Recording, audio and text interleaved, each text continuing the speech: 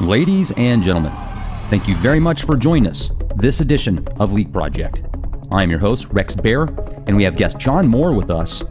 He is a Green Beret that actually fought in Vietnam all the way back in the late 60s. Since then, he has worked with many alphabet agencies as a homicide detective and is very knowledgeable on several topics that we are going to discuss here today.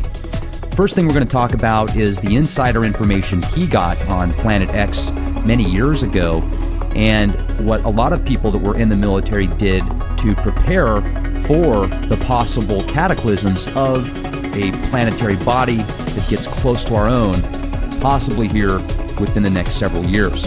So this is going to be a lot of good information. We're going to talk a little bit about politics. We're going to get into gun control debate and several other issues. And if you'd like to know more about John, check out thelibertyman.com. He also has an awesome radio program at republicbroadcasting.org. His programs are syndicated as well. So check out thelibertyman.com. And John, it's great to have you on the show here with us at the Leak Project. How the heck are you? Yeah, good. I talked to you earlier. You've worked with special forces and other operations. What has that brought to the table for you as far as knowledge on what's really going on behind the scenes that most people aren't aware of? Well, my career as a homicide detective and private investigator gave me two skill sets that I've developed to a pretty high degree, Rex. The skills of locating and interviewing witnesses. And I make use of those skills a lot. And when it comes to the matter of Planet X, I've done the same thing. The witnesses in this case are primarily veterans of the United States Navy Submarine Corps. There have been other witnesses here and there, but that's the main witnesses, the ones that have given me the most information, the most detailed information. And of course, they were all at the classified briefings that the Navy commenced in 1979. I've tracked it back to one of my listeners. He goes by his stage name is Montana, Phil from Montana.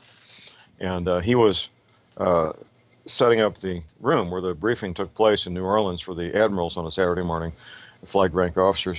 He says, John, admirals don't do Saturday morning briefings, but he set up the tables, the chairs, the lights, and the sound system.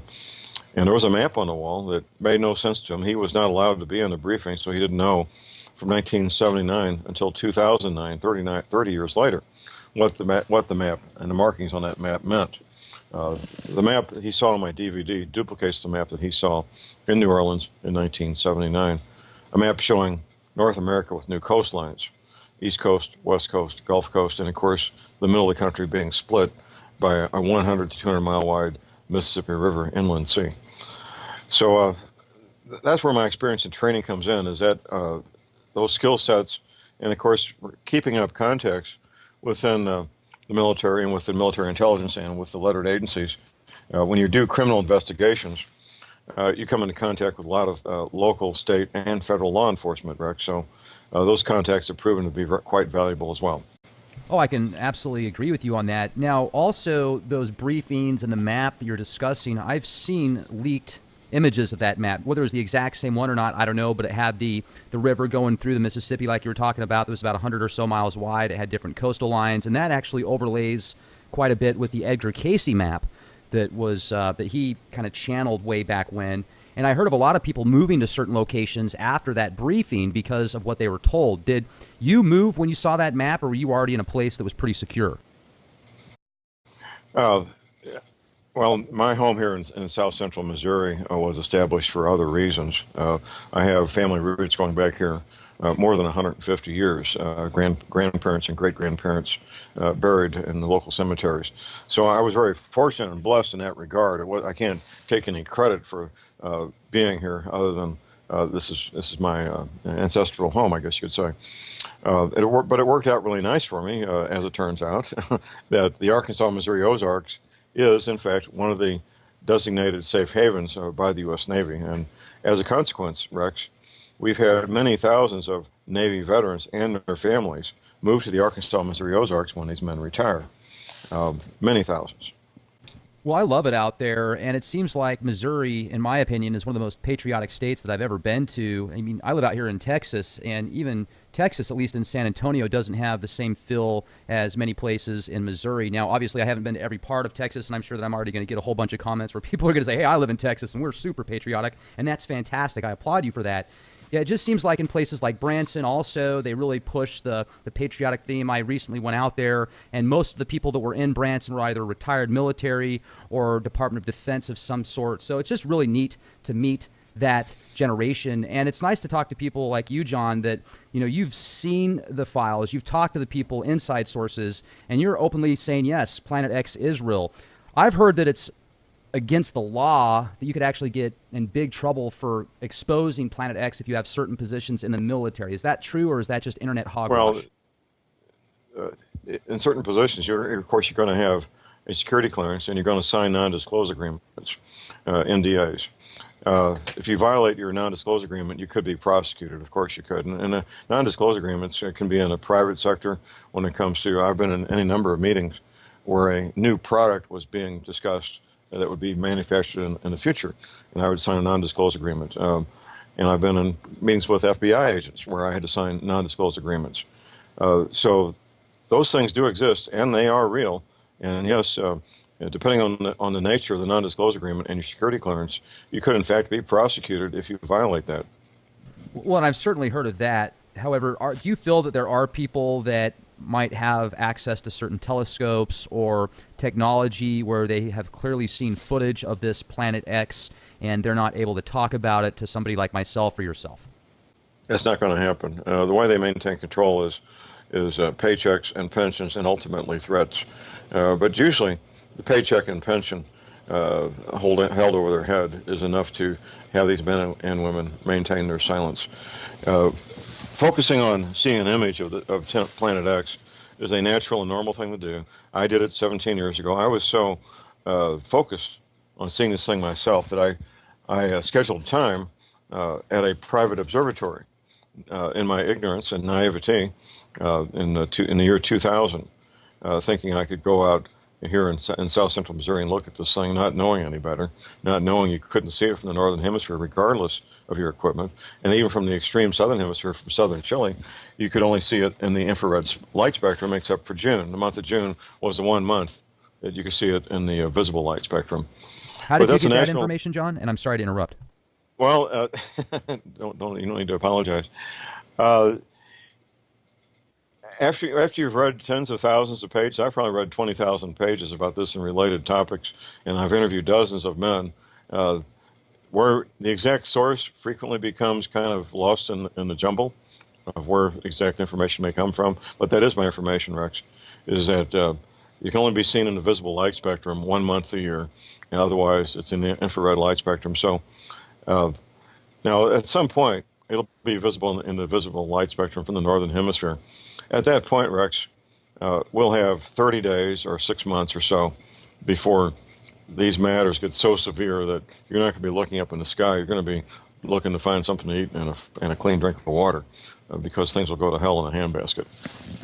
It seems as if the powers that be, those that control the majority of the businesses and politics behind the scenes, whether they're funding them or whatever clout they have, it seems as if they know something is going to happen because many times things are orchestrated at certain times, and it's like they're creating this big bubble, and I wonder if they've known about this for a long enough time to where they can orchestrate just pillaging the earth as much as possible and using the slave class, you could call it, I guess, or people that are working for these guys to give them these underground bunkers and just unlimited funds to go create whatever they need, so when things do hit the fan, they'll be in a Ritz-Carlton underground, essentially.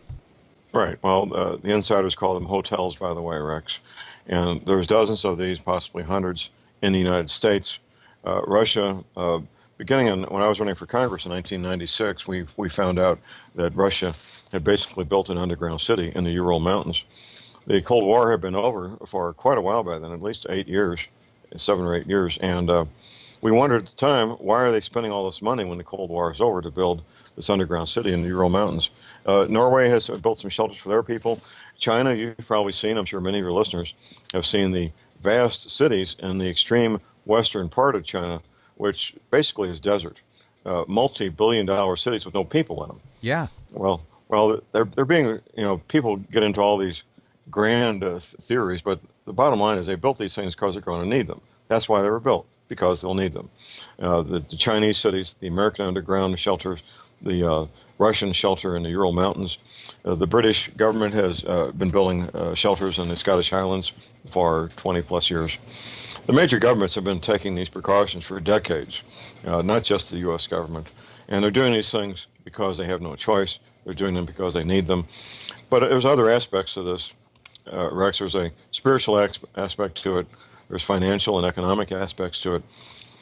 They've been spending money like drunk sailors for the better part of 30-something years also, 36, 37 years.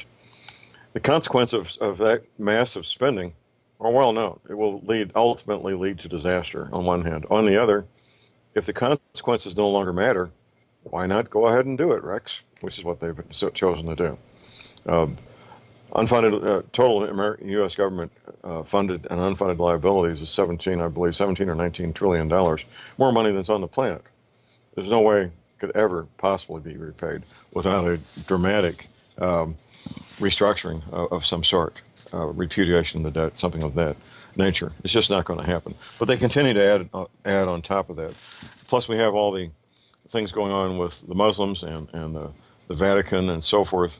They want to get their shiny new world order fully in place before all hell breaks loose, because they'll be stopped just like the rest of us when these events fully, kick in with the 10th planet, the violently rising ocean levels, the violent climate change, and all the rest of it. We're already seeing the effects, by the way. I'll give you an example here, Rex.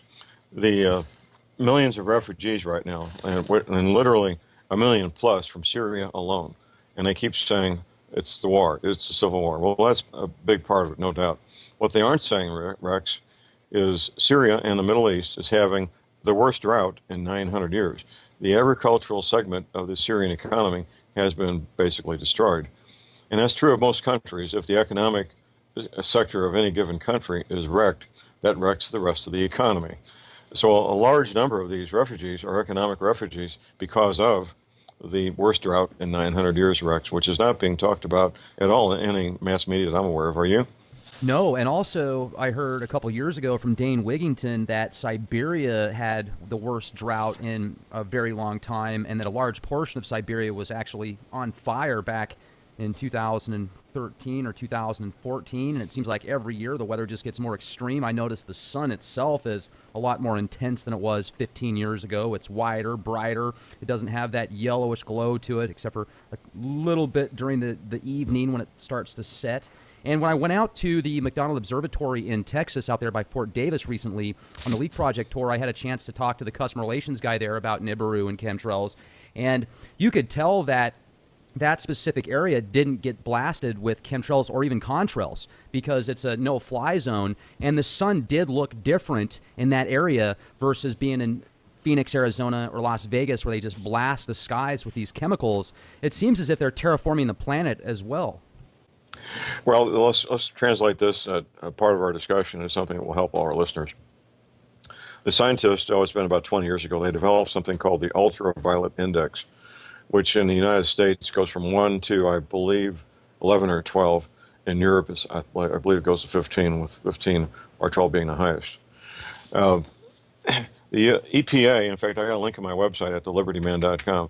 The EPA has a service that they provide that if you go to this service, and like I have the link here on my homepage, you can put in your zip code, and they will give you the ultraviolet index, and I'll do mine, 65456. Put it in there, and up it pops, the ultraviolet index for the day for that zip code, which right now, I guess for Tuesday it's at a 9. Yesterday and the day before it was 11. And they have a listing here of sun protection messages beginning at 2 that says you can safely be outside. 3 to 5, take precautions. 6 to 7, protection if some damage is needed. Once it gets to an 8 and higher, it will burn you through your clothing, Rex. It will literally burn you through a light shirt or a light pair of trousers. This is, I've talked to people about this, and many people will describe how when they go out, when the sun is 8 or 10 or 11, they have this instant tingling feeling on their skin. That's the skin burning almost instantly.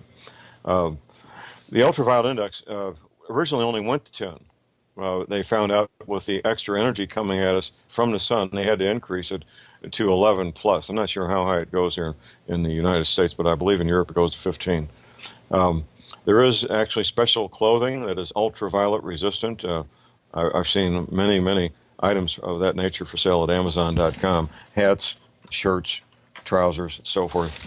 Um, so all your listeners need to be aware of the ultraviolet index, and between the hours of 10 a.m. and 4 p.m., if you go outside, you really need protection if it's an 8 or higher, or you will get damage to your skin. And if you do it every day, you're setting yourself up for skin cancer, quite frankly. Now, so are the chemtrails actually blocking part of the radiation from the extreme sun or possibly suns now, or is it actually doing the opposite? Well, Causing... the scientists I've talked to are in agreement that the chemtrails are a failed, I emphasize, failed attempt to cool down the surface of the planet. They're making artificial clouds, and we all learn in grade school that clouds make the surface of the planet cooler, and you can tell that on any given day. When a cloud moves over, you instantly feel cooler. But that was the original purpose of the chemtrails, and that's still the purpose of the chemtrails. Of course, the things they have in them are very toxic substances that will cause harm to humans and animals both, Rex. And also the plant life. So if it's a filled, and obviously it's filled because anybody that goes outside can tell immediately. I mean, the sunsets are pretty cool, don't get me wrong, but are they going to just keep doing it because they've been sold this lie and, these companies are just making ginormous amounts of money producing these chemicals that are being blasted in the atmosphere, essentially? Well, I have no direct information to answer your question. My belief is that they're going to continue, yes. Yeah, okay. And yeah. So you've talked to people that have some very high ranks in the military and, being a homicide detective, you've talked to some people that are very astute and can see things a lot better than most people, probably at a much higher accuracy rating as well and what they retain information-wise. So what are some other things that you've been told maybe that you could share with our listeners here at the Leak Project about Planet X and precautions that maybe we could take or time frames to be prepared for this scenario? Okay, well, that's great. Let's start with time frame, first of all. This comes up in conversations all the time. John, when's it going to happen? Well, the only people that are interested in time frames are the ones who aren't prepared. The Navy veterans were given the time frame of in your lifetimes, gentlemen. So when they retire, they buy their 5 or 10 or 40 acres in the Ozarks. They start their hobby farm, start a new career. The average military retiree is 40 to 45 years old, still relatively young people. And they don't need to worry about a date. And in fact, they don't worry about a date, and they're not concerned about a date because their lifestyle and everything they do 7 days a week is all focused on establishing a hobby farm and a safe haven for the people they care about. If you're not doing that every day of your life and you're not part of a hobby farm, then I can see absolutely why you would be focused on a date and a time frame, because you haven't done these things and you aren't doing these things. Living a life like that in anguish and fear is not healthy, it's not good, it's not productive. But in fact, just over the weekend, Rex, I think it was Saturday morning, I was talking to a woman. She just came across this information about the 10th planet 3 weeks ago. And she was, quite frankly, almost out of her mind with fear, thinking that in August or September something dramatic was going to happen. And I spent some time talking to her, basically talking her down off of her level of fear, letting her know that I don't believe anything's going to happen in September or August, that she needs to be focused on establishing a safe haven for her and her family. And get over the fear, stop anguishing over a date or a time frame, and get on with her life. That's what's healthy. That's what's productive. And I know you probably have many listeners, Rex, who, in fact, are searching for a date. They're searching for an image. And the reason they're doing that, I'll repeat myself, is they're not living a life of preparedness, a lifestyle of preparedness, which is why this focus and this anxiety is so great within them, Rex. Well, it's always good to be prepared. And I remember back in 2011 when the Fukushima disaster happened, that really kind of shook me up a little bit because of all the fears of radiation that were on the web. So I went out and picked up a radiation detector built into my watch, actually, so I could walk around and track the levels. And it's weird because the radiation levels in 2013, I didn't pick up the watch for a couple years after the Fukushima disaster, but in San Antonio, the levels would be around 0.06 to 0.08 microsieverts per hour. And actually, those levels have almost doubled on a regular basis out here now. If you walk around in the San Antonio area, they're 0.11, 0.15, 0.16 microsieverts per hour. And I know that's not very high, but in San Antonio, Texas, the fact that it's almost doubled, and it's not just little spikes here and there, it's a regular thing. So I wonder if that could be because of the extra radiation from the sun, or possibly the chemtrails. Or do you believe in a binary star system that we are approaching, or do you think that Planet X is just solo? Well, we are. In fact, binary star systems are more common than not, according to the astronomers I talk to. And we are, in fact, in my opinion, based on the knowledge I've got, part of a binary star system. And the 10th planet has a 3,600-year cycle that it takes to make one complete revolution between the two planets. Everything I'm seeing, everything I'm hearing and reading, it tells me we're near the end of one of those 3,600-year cycles. A friend of mine from Texas, he went by the stage name Lucas. He made a couple of videos. I bought the copyrights from him. And his own independent research of from standard Austin, right? Austin, that's right. Okay. You know Lucas? Yeah. Okay. He's back in Texas, by the way. He's in Colorado for a while. Anybody can do this on their own, and we have to thank Dr. Velikowski for doing something nobody had done before. Dr. Velikowski reconciled the ancient calendars. You can't compare events until you reconcile the ancient calendars from one civilization to another. But if you go back about 3,600 years, Rex, you find 5 or 6 major civilizations ended, and 5 or 6 major civilizations began. You go back 7,200 years, same thing. You go back another 3,600 before that, same thing. Once you get back around 12,000 years or so, it starts getting pretty fuzzy in terms of being able to figure out very much. But we have fairly good records for the last 3 cycles of these civilizations being smashed into the mud, being replaced by new civilizations. And it happens on a regular basis, and we happen to be the generation that will see this happen. And it's already begun, by the way.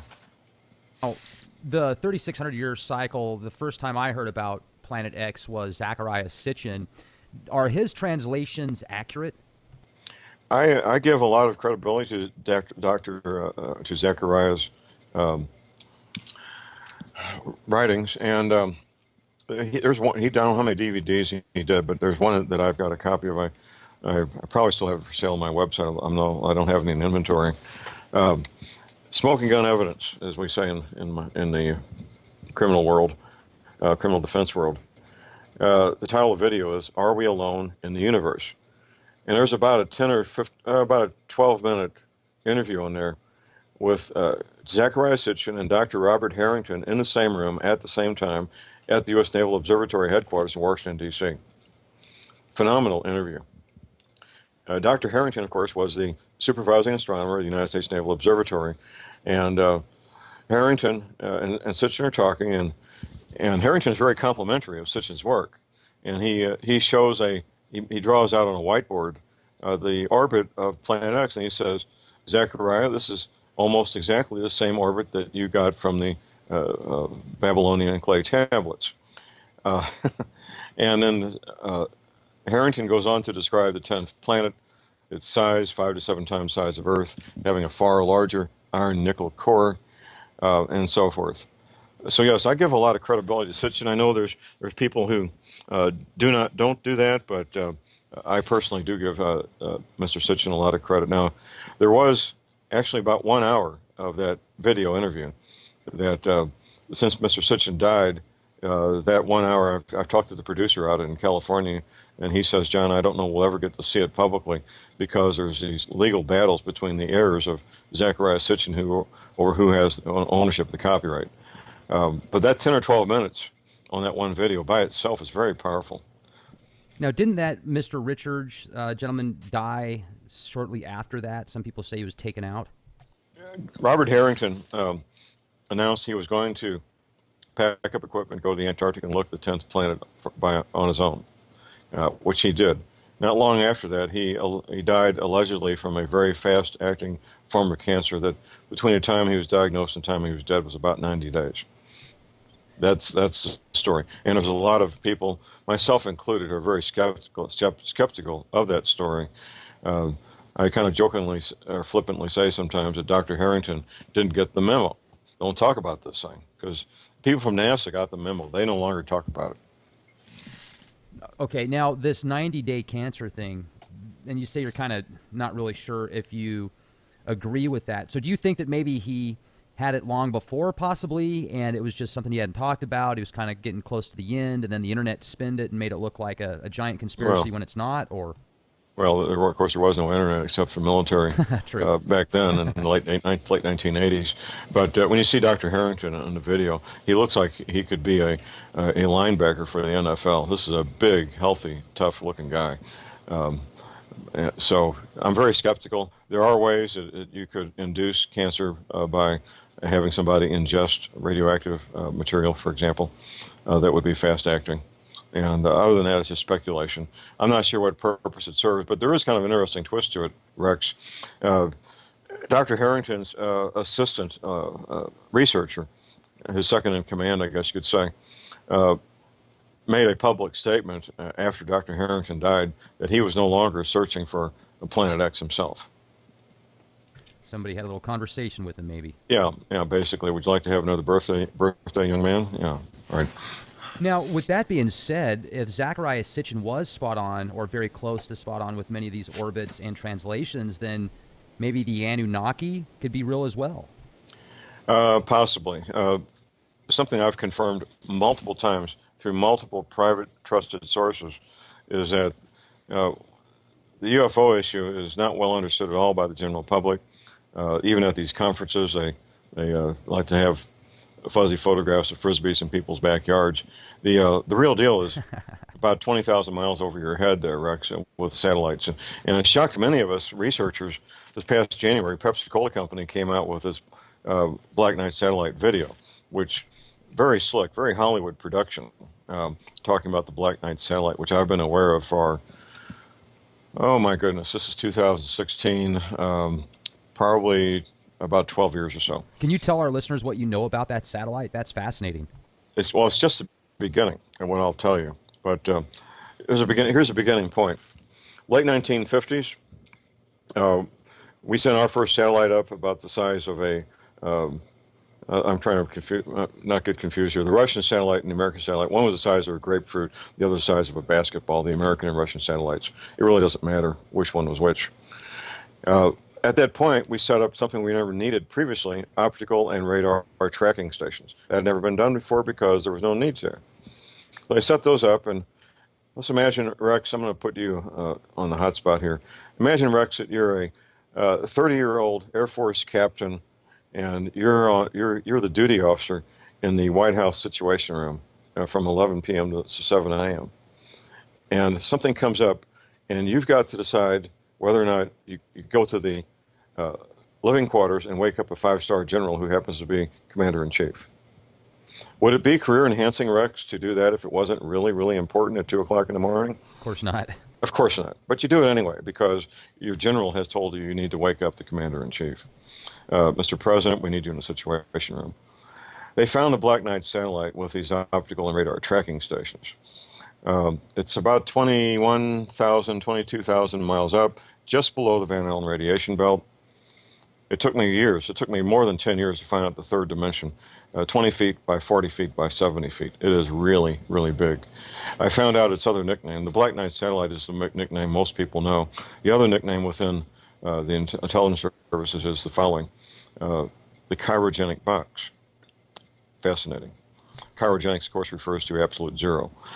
At that point in time, it became a matter of highest national security and highest national priority to gain access to that technology inside that several thousand square feet of space inside that box.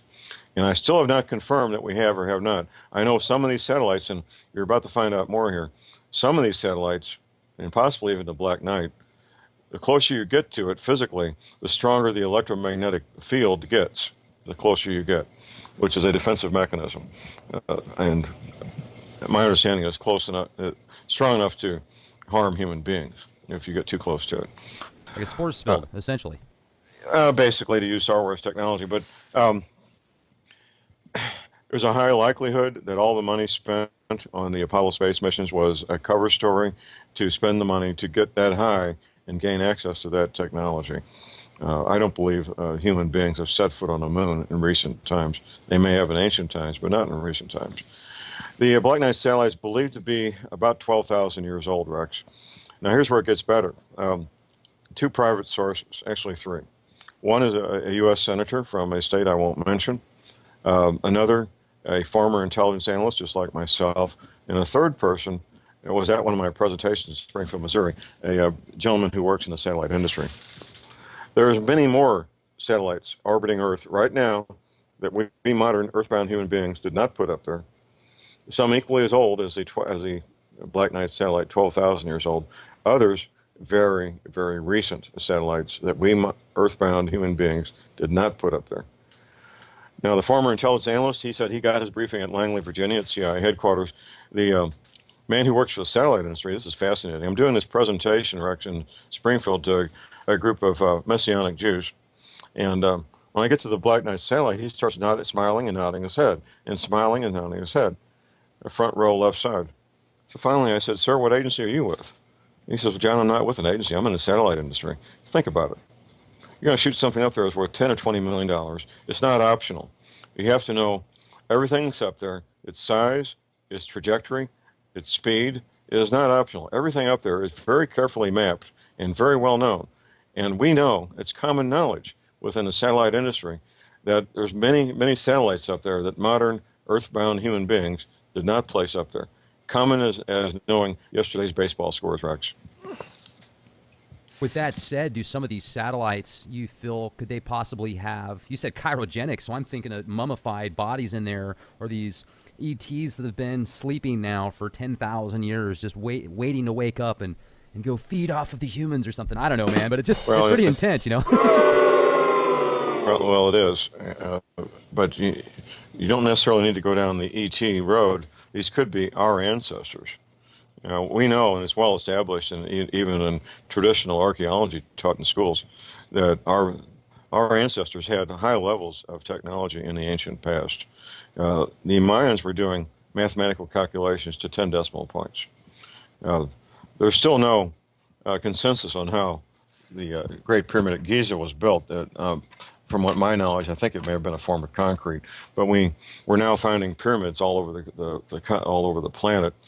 A pyramid more than times the size of the Great Pyramid of Giza was found in Bosnia, I think about 6 years ago. It's still, the pyramid in Bosnia is still the second tallest human-built structure on the planet.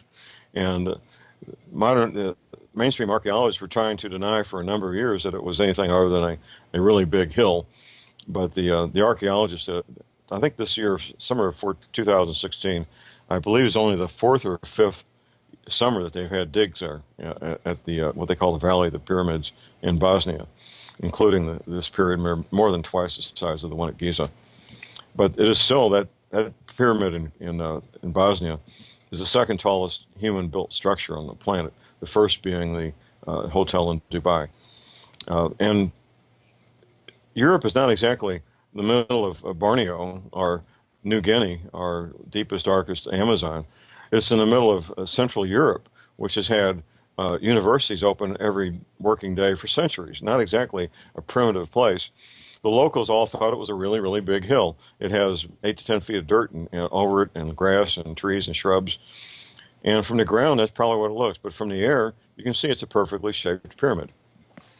Yeah, I saw some images from Antarctica the other day, actually, that my friend Jason sent me. Oh, you talked to Jason earlier today, and that image was from Antarctica, and it looked like a pyramid. And I've seen structures on the moon. I think those were debunked, actually, but the ones on Mars that I saw by that what looked like the old face from the Viking orbiter satellite that was shot out, I think, in 1974 or 76. It seems as if pyramids are all over the place, kind of the universal Oh, they are. shape. They So, are. yeah, and so let's talk about the possibility of these secret space programs or people that, thousands and thousands of years ago, our ancestors being much more highly advanced. Have you ever seen images of some of the, what looks like ancient artifacts and architecture on different planets?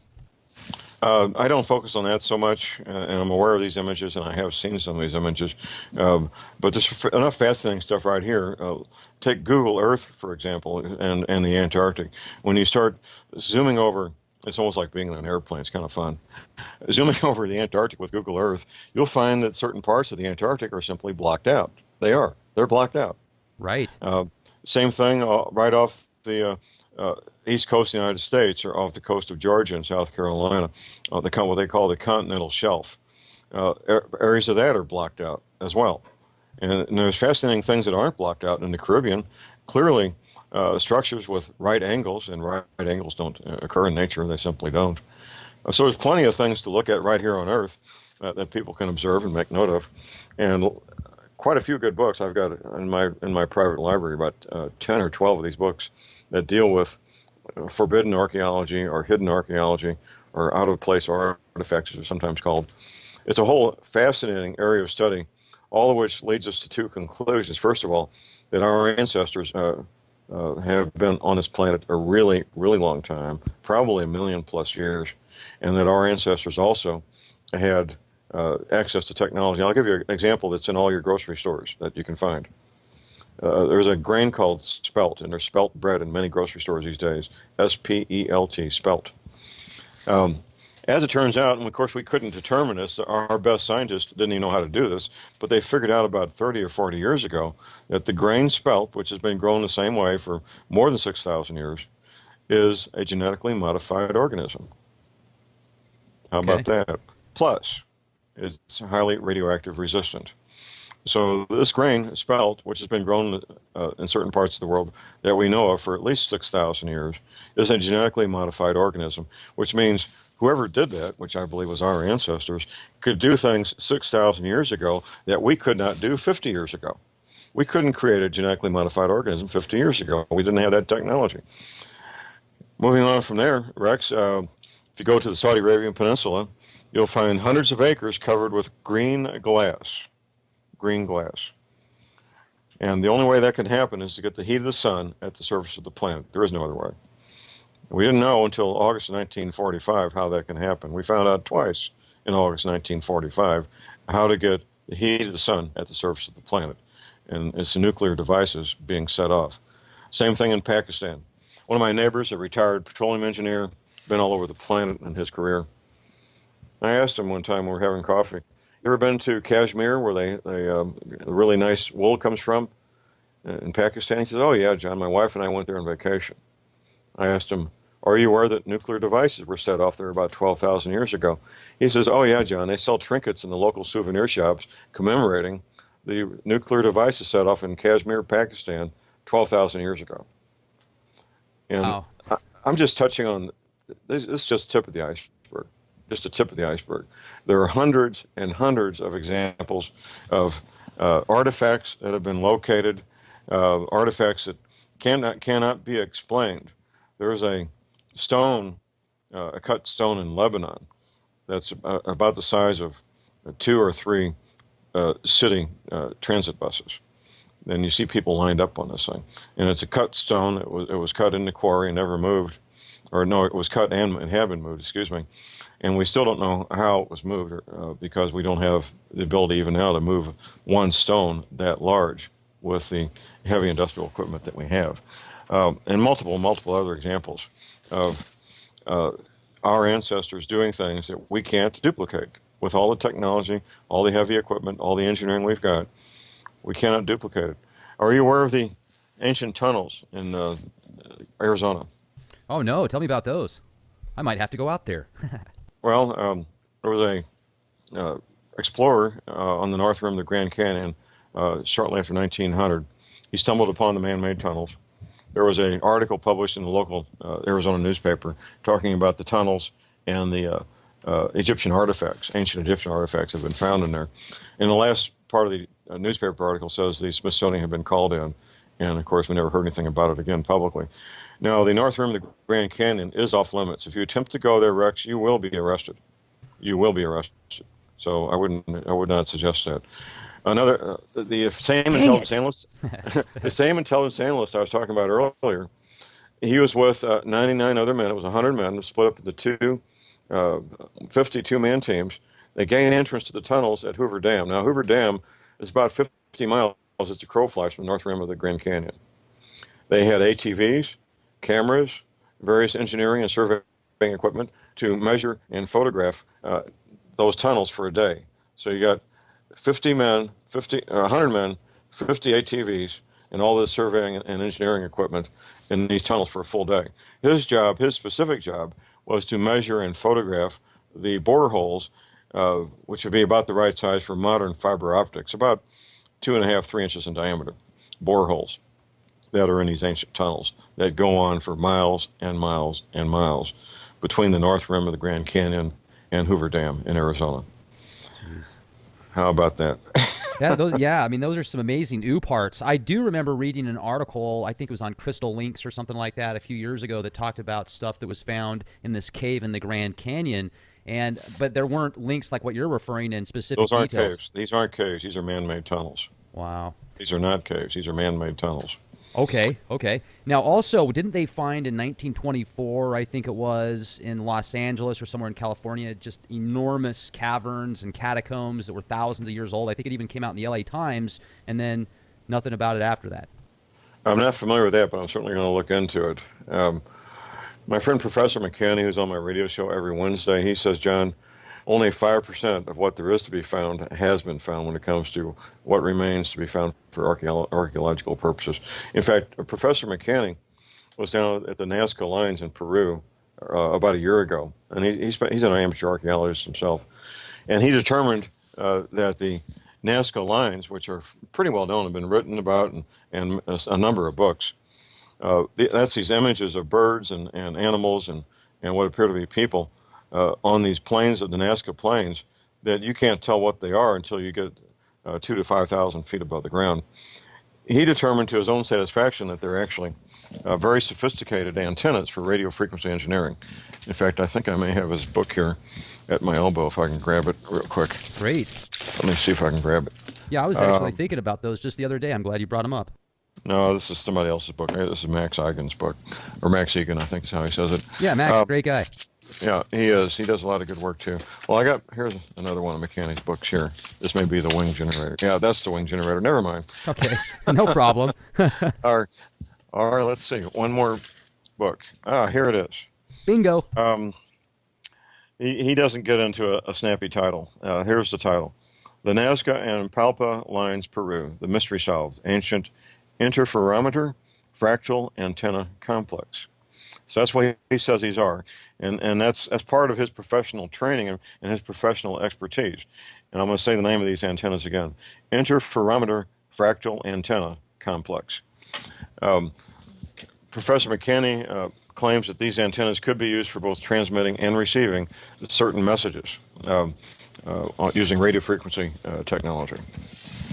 That's incredible. I hadn't heard that before, but how fantastic is that? What people see as just a really cool picture on a cliff top, essentially, or on a mesa or something like that. Then you go 5,000 feet up, you can see these really cool images, but it's even more than that, it sounds like. That's incredible. How do they even find that out? That's what I want to know. Well, this is Professor McKinney's unique work that he did on his own, and it's a combination of expertise coming together that typically doesn't happen. Your typical archaeologist does not have the skills of a radio frequency engineer. Right. They don't. I mean, that's just not the world they live in. So it's something that they, despite being well educated and well trained and well versed in their area of expertise, if you don't know it, you don't know it. But Professor McKinney is well versed, and he's done radio frequency engineering and radio frequency engineering of antennas. So when he talks about an interferometer fractal antenna, he's speaking from his professional knowledge that he did as part of his career. Wow, that's cool. That really is. And I'd recommend our listeners, if you'd like to know more about John or listen to his radio program, I mean, it's absolutely incredible. I had a chance to be on there this morning. It's at republicbroadcasting.org/The John Moore Show. You can also find him on YouTube, youtube.com/user/JR Liberty. And you're on Facebook now, a little bit more than you want to be, obviously, because of the sign of the times, but where people can access you there as well. And what I was hoping we could do to close out tonight, John, is the last part of the show. We're at a very pivotal time, I feel, with the elections coming up here, and I think that all the politicians are pretty much actors. I mean, that's what my gut tells me. They're just... You have to have those skills to even be a politician at that level. Well said. Yeah, touche. But it kind of seems as if they'll go on record and say one thing, and behind the scenes they're doing the exact opposite. You know, I was the house guest of a campaign manager for 3 different presidential campaigns last August. And a couple of her advisors were there, and they talked openly about the things that you're mentioning and how these politicians, and Donald Trump is a good example. In public, he speaks at a 3rd grade level. In private, he speaks at his normal level of intelligence and training and education at a far level higher. And being able to segue back and forth is a skill. If you're going to be appealing to the general public, you need to have that skill. Absolutely. And many of the people that are good at, entertainment or media, they've got just that natural ability to entertain people, and that is important. Yet I wonder if they, the Republican, Democrat, if they're both really playing the same game, just different sides of the coin. Do you think that Trump is going to make it in office, or do you think it's going to be Hillary? And if so, either way, do you think that that's going to have implications on possible much stricter gun control regulations? Well, if Hillary gets elected, we can say goodbye to our Second Amendment rights, in my opinion. I truly hope and pray that Donald Trump gets elected. I don't have a crystal ball. And if it's a free and fair election without too much vote fraud, I think he will, in fact, get elected. Okay, and I feel that he's really got the momentum right now, yet I've just often wondered, even with that momentum and backing of the public, does it really matter? Or is there just so much voter fraud and behind-the-scenes influence that it doesn't really matter about the popular vote anyway? So you do feel that our vote, that actually does make a difference, John? It makes a statement as much as anything else. I think it's going to the poll and voting is a statement in and of itself that you care, that you want to make a difference.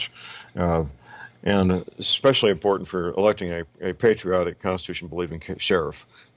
That's incredibly important to do that. Okay, absolutely. And just one last question before we close out tonight. I heard from an inside source that there could be martial law declared here within the next 30 days. Have you heard any chitter-chatter about that?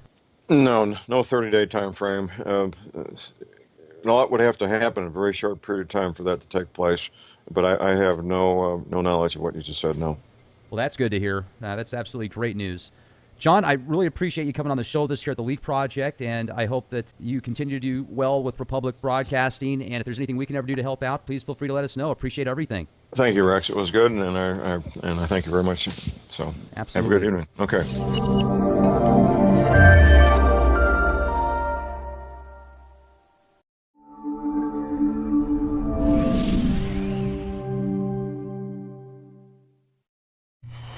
Ladies and gentlemen, thank you very much for joining us this edition of Leak Project. I'm your host, Rex Bear, and we have guest John Moore with us. He is a Green Beret that actually fought in Vietnam all the way back in the late 60s. Since then, he has worked with many alphabet agencies as a homicide detective and is very knowledgeable on several topics that we're going to discuss here today.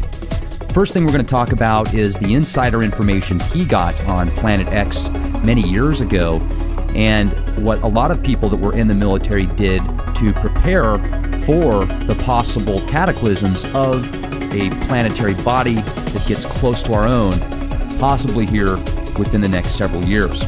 So this is going to be a lot of good information. We're going to talk a little bit about politics. We're going to get into the gun control debate and several other issues. And if you'd like to know more about John, check out thelibertyman.com. He also has an awesome radio program at republicbroadcasting.org. His programs are syndicated as well. So check out thelibertyman.com. And John, it's great to have you on the show here with us at the Leak Project. How the heck are you? Yeah, good. I talked to you earlier. You've worked with special forces and other operations. What has that brought to the table for you as far as knowledge on what's really going on behind the scenes that most people aren't aware of? Well, my career as a homicide detective and private investigator gave me two skill sets that I've developed to a pretty high degree, Rex. The skills of locating and interviewing witnesses. And I make use of those skills a lot. And when it comes to the matter of Planet X, I've done the same thing. The witnesses in this case are primarily veterans of the United States Navy Submarine Corps. There have been other witnesses here and there, but that's the main witnesses, the ones that have given me the most information, the most detailed information. And of course, they were all at the classified briefings that the Navy commenced in 1979. I've tracked it back to one of my listeners. He goes by his stage name is Montana, Phil from Montana. And he was setting up the room where the briefing took place in New Orleans for the admirals on a Saturday morning, flag rank officers. He says, John, admirals don't do Saturday morning briefings, but he set up the tables, the chairs, the lights, and the sound system. And there was a map on the wall that made no sense to him. He was not allowed to be in the briefing, so he didn't know from 1979 until 2009, 30 years later, what the map and the markings on that map meant. The map that he saw on my DVD duplicates the map that he saw in New Orleans in 1979, a map showing North America with new coastlines. East Coast, West Coast, Gulf Coast, and of course the middle of the country being split by a 100 to 200 mile wide Mississippi River inland sea. So that's where my experience and training comes in, is that those skill sets, and of course keeping up contacts within the military and within military intelligence and with the lettered agencies. When you do criminal investigations, you come into contact with a lot of local, state, and federal law enforcement, Rex. So those contacts have proven to be quite valuable as well. Oh, I can absolutely agree with you on that. Now, also, those briefings and the map that you're discussing, I've seen leaked images of that map. Whether it was the exact same one or not, I don't know, but it had the river going through the Mississippi like you were talking about. That was about 100 or so miles wide. It had different coastal lines, and that actually overlays quite a bit with the Edgar Cayce map that was that he kind of channeled way back when. And I heard of a lot of people moving to certain locations after that briefing because of what they were told. Did you move when you saw that map, or were you already in a place that was pretty secure?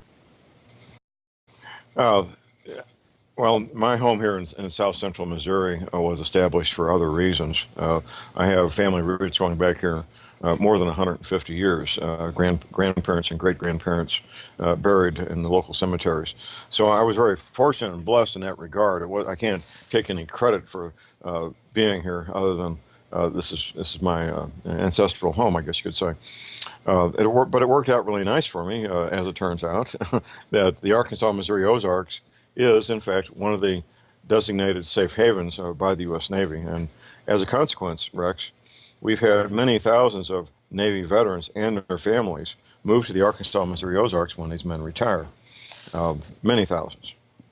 Well, I love it out there, and it seems like Missouri, in my opinion, is one of the most patriotic states that I've ever been to. I mean, I live out here in Texas, and even Texas, at least in San Antonio, doesn't have the same feel as many places in Missouri. Now, obviously, I haven't been to every part of Texas, and I'm sure that I'm already going to get a whole bunch of comments where people are going to say, hey, I live in Texas, and we're super patriotic, and that's fantastic. I applaud you for that.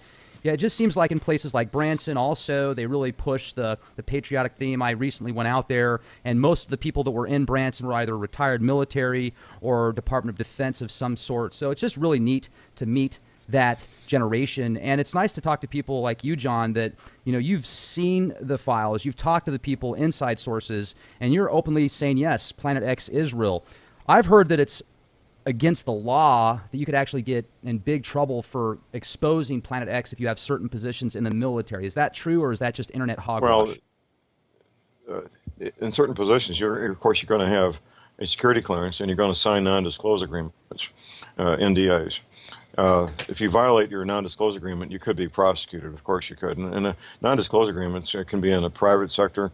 When it comes to, I've been in any number of meetings where a new product was being discussed that would be manufactured in the future, and I would sign a non-disclosure agreement. And I've been in meetings with FBI agents where I had to sign non-disclosure agreements.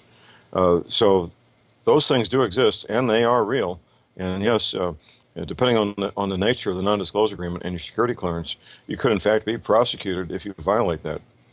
Well, and I've certainly heard of that. However, do you feel that there are people that might have access to certain telescopes or technology where they have clearly seen footage of this Planet X and they're not able to talk about it to somebody like myself or yourself?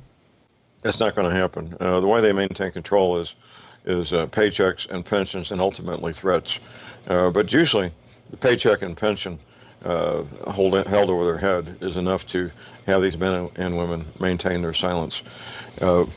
Focusing on seeing an image of Planet X is a natural and normal thing to do. I did it 17 years ago. I was so focused on seeing this thing myself that I scheduled time at a private observatory in my ignorance.